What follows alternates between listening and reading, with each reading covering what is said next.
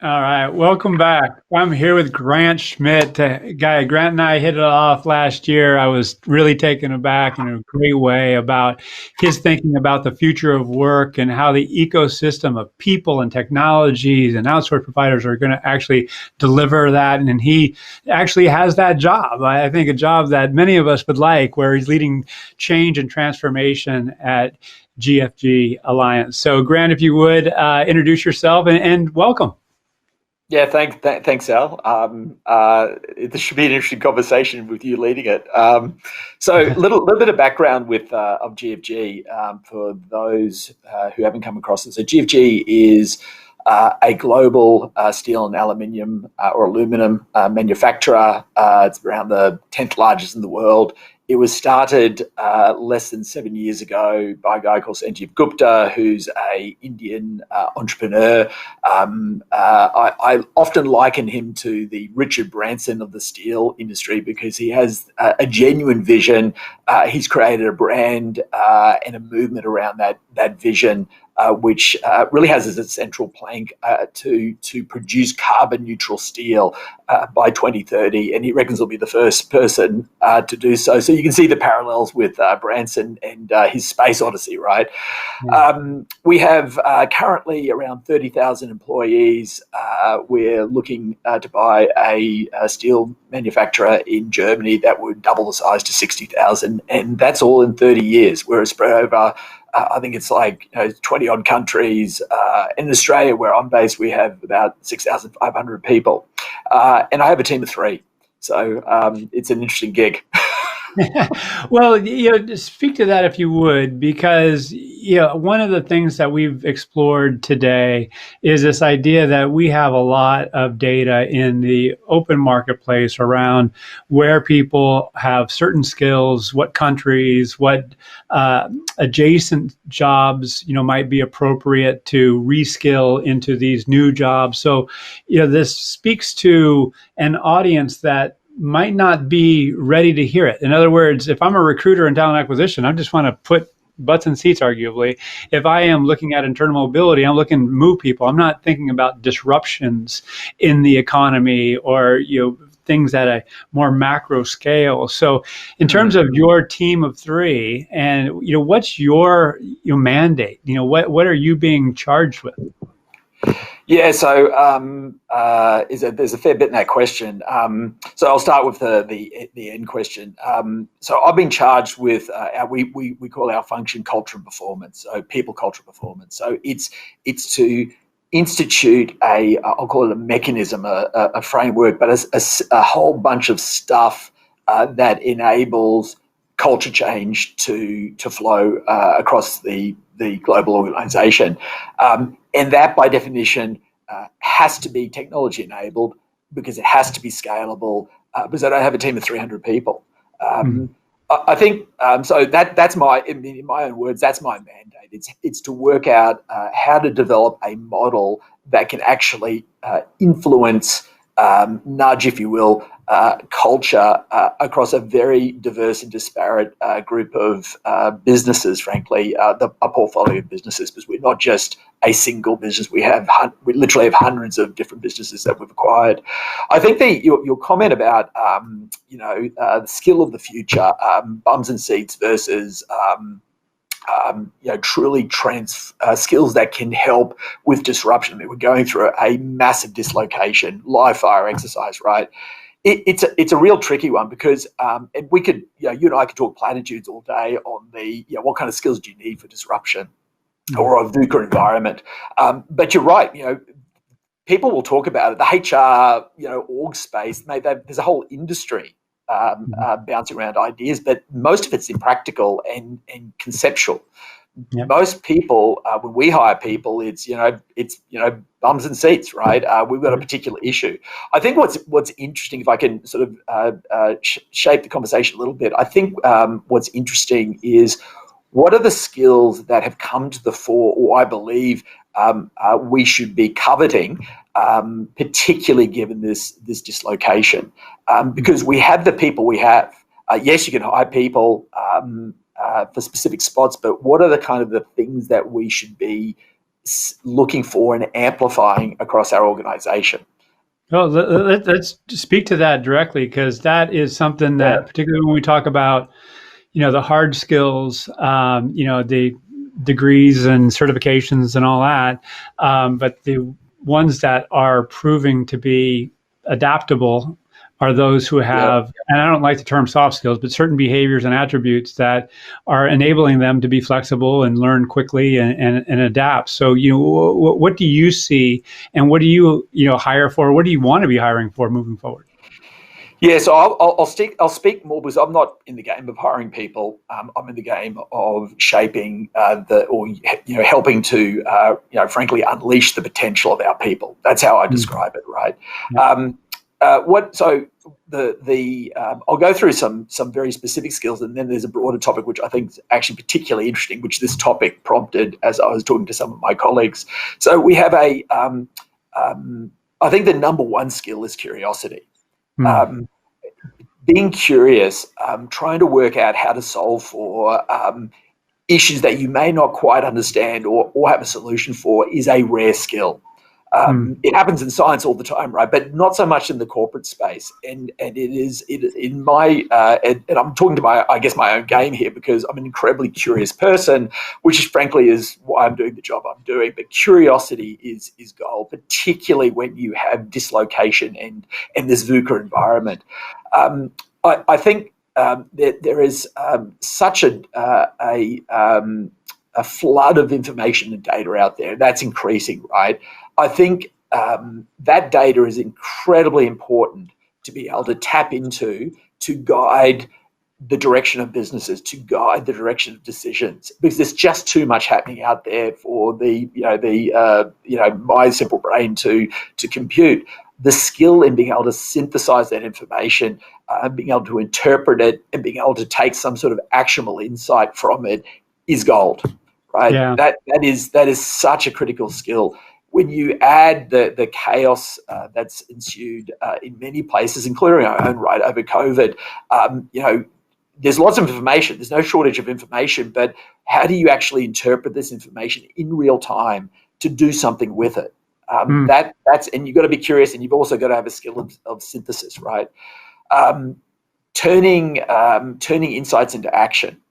I mean, this might sound isn't that what everyone does? But they don't. Trust me, I work with thousands of leaders. Getting people to take action around insights is actually very hard to do. Yeah. And again, is a skill for all ages, but particularly when you have dislocation, chaos, uncertainty, lack of structure. We've spent a lot of time trying to work out how to make the virtual workplace work. So here's where it becomes interesting.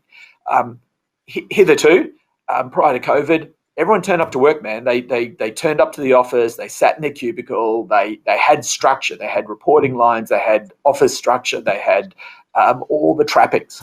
Most, maybe not in the .com world, but certainly in good old steelmaking, that's how it works. Suddenly that's changed overnight. We've had a massive. I'll nearly call it. It's nearly like a cultural revolution in real time. We've had thousands of employees across the world suddenly not turn up to their cubicles, suddenly not engaging as they normally do with the typical trappings of that engagement.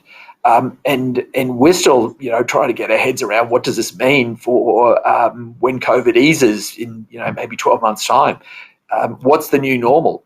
There's a lot of commentary around that, but no one knows, right? I will tell you one thing though. What it's doing is it's in a sense, and this will PhD should be written about this. What are the skills that are bubbling up to the surface that have been? It's like an archaeological dig, have been buried deep in the organization, but for these circumstances would not have been understood as valuable. And suddenly they will come to the fore. And you Yeah. can't, I've spoken to a couple, like curiosity, right, and ability to deal with complexity and synthesize and take actionable insights.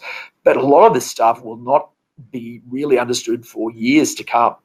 Um, um, uh, how do you tap into that? How do you actually analyze this hidden skill set that could be of great value to organizations if they pay attention to it? Yeah, and that's, thank you. And just to summarize, play this back. I heard, curiosity, growth mindset, synthesizing information, and once you have insight, taking action on it. And so it, in some cases, and I'd be interested what the culture is there, runs contrary to what's actually celebrated in terms of attribute. Like here in the States, there's this idea that critical thinking is encouraged in school. I get it. In particularly among dudes, they're like, all right, I'm going to fix it. I'm going to find out what's wrong, and I'm going to fix it. And what that has done is it hasn't provided a lens for what's right, and kind of compassion or positive thinking, where I don't want to say positive criticism, but you get the idea where I'm now going to stay in curiosity. I'm going to celebrate what others are doing well, and I'm going to look for the absence of what needs to happen, and I'm going to step into that opportunity. So this is where I'm going to land with this. Yeah. How do you assess, if at all, for curiosity and the other attributes? Do you spend any time and effort developing the curiosity muscle, in how you actually stay in an affirmative inquiry or anything like that? Because I 100% agree. If we're going to be agile at an individual level, at a team level, and more broadly, then we need to have this skill at pace. And I'm just wondering, are we systematically assessing for it, developing it, celebrating it enough? Oh, heck no, right? I went to business school in the States, right? There I'm sorry. was, yeah, cost me a lot actually. It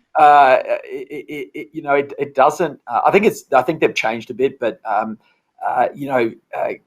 curious CEOs tend in the tech space, like in the obvious spaces, right?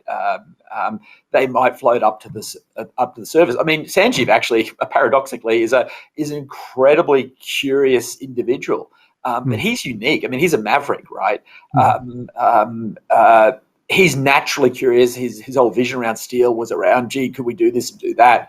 But when you look at the businesses we buy, it's very structured steel making. Now, I've worked in finance. I've worked in a whole raft of industries. Curiosity is not celebrated. One of the great, so we talked about, you touched on some topics which I nearly describe as self-determination, right? Motivation of the individual.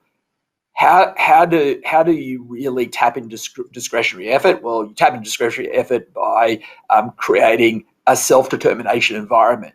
But the and there's a whole bunch of theory on that. But the guts of self-determination is being given the latitude to explore the field of play that you're allowed to use, and to expand that field of play as you deliver outcomes, right? In some of the initiatives, in fact, our performance framework across all of our people is based on self-determination theory. We're trying to, in a sort of a oblique sense,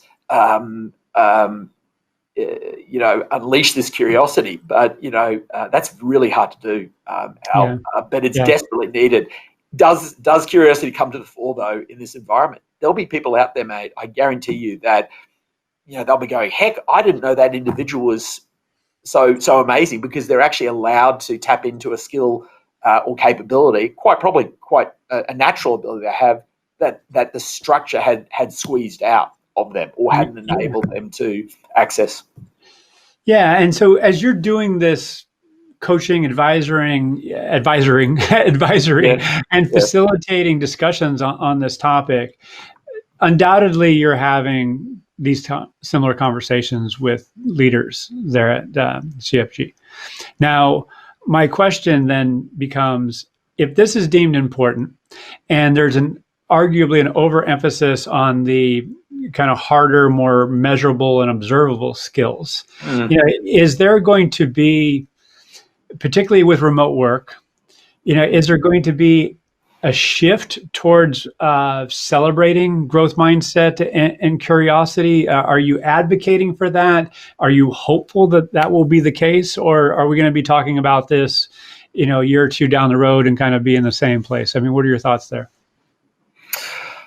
Look, I think it's really organizational dependent, right? So we can talk in broad brush platitudes, but it is so. Look, growth mindset's been around for some time.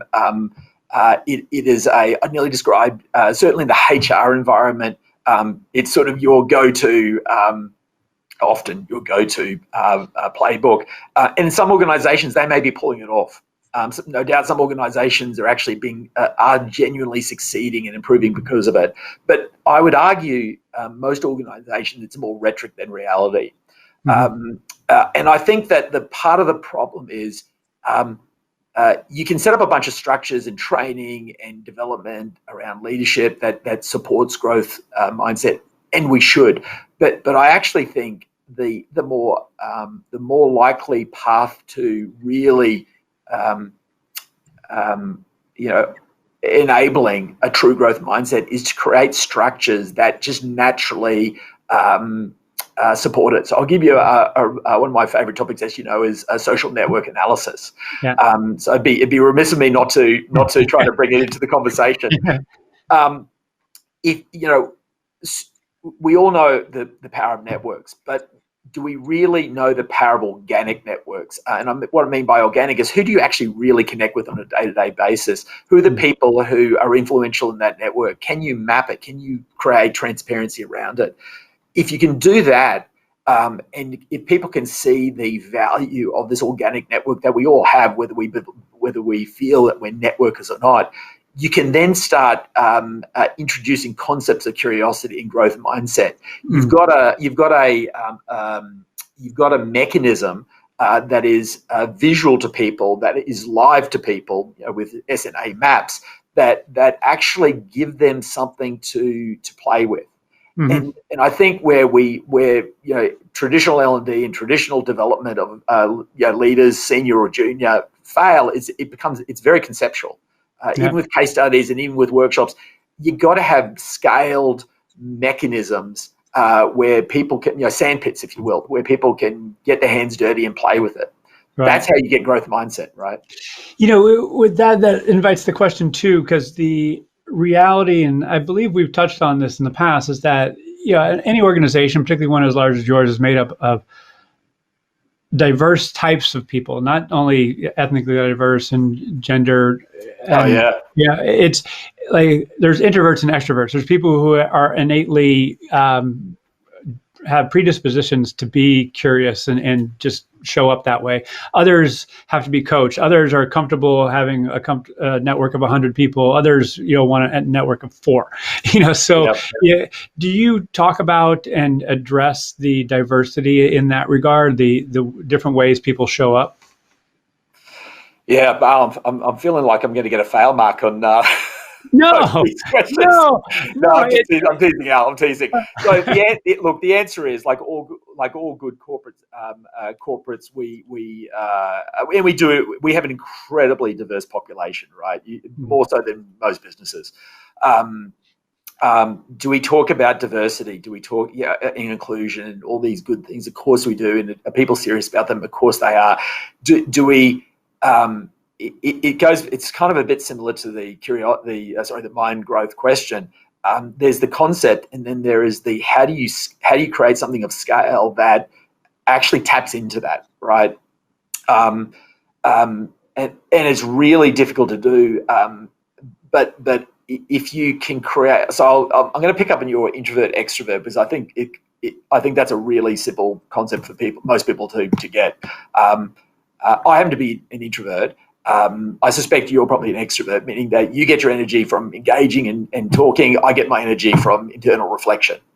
If you look at COVID, right, it's forced a bunch of people to work from home. If you're an extrovert, that's killing you. If you're an introvert, you're going, game on, man. I've been wanting this all my life.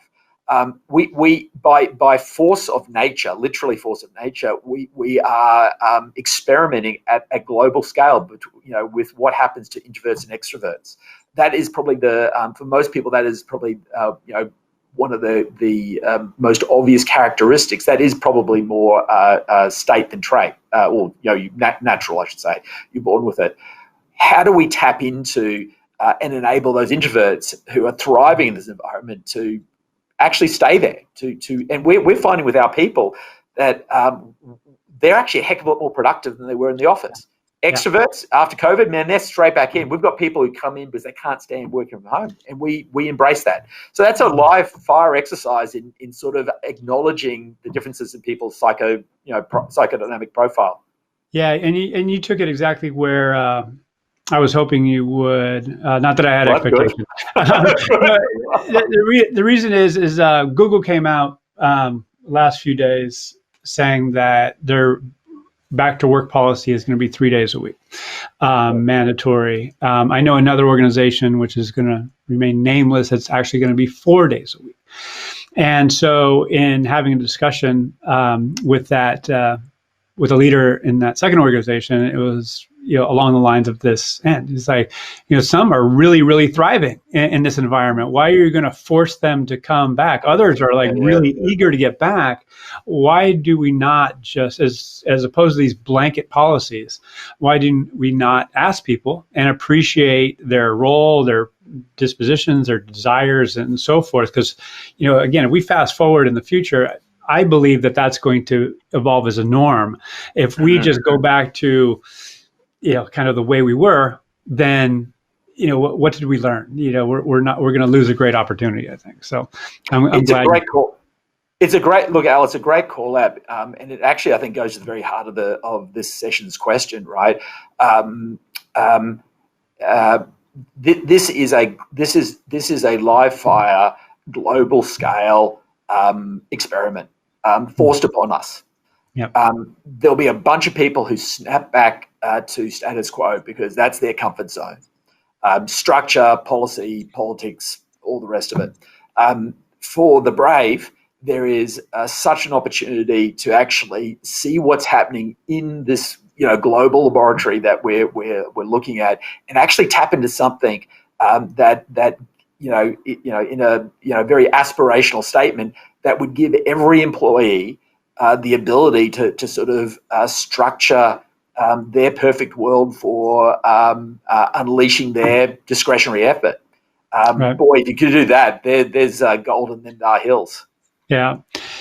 Well, here I got to be disciplined here and start to wrap. At the same time, I hope you'll join us at the end of January for PAFOW Global. I understand that you have some concepts that you'd like to share, and hopefully that's the case. The reason I position that is that you are in this role where, correct me if I'm wrong, you're beyond HR. I don't want to say you're not in HR, but you're looking at your culture and systems and structural, changes that can take place, which, as I talk with you more and more, and I want your voice to get out there even more around in the future of not only talent strategy, but how organizations get things done, the various components, not only the employee component, but contingent labor, outsource provider, all these other entities, individuals, things that are actually doing work.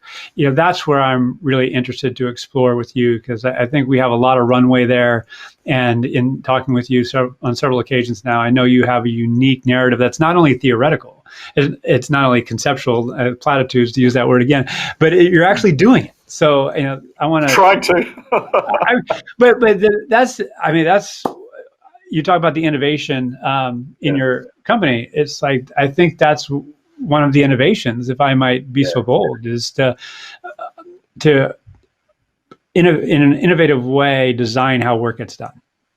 And that's kudos to you, kudos to your team.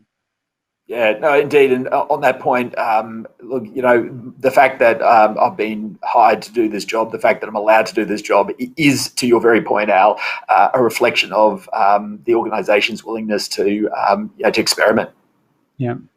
Well, Grant, let's keep talking, sir. Hey, thank you for Cheers, Al. sharing your morning with me over there. Stay. I guess things are warming up, and I got a Yeah, it's blanket hot, on man. my. Hot. It's hot. No, it's hot here. And I love you guys, right? I love PAFOW. So it's a great mission, Al. All right. Hey, thanks again, sir. All right. Be well. Okay, take care. See you. Bye. Cheers.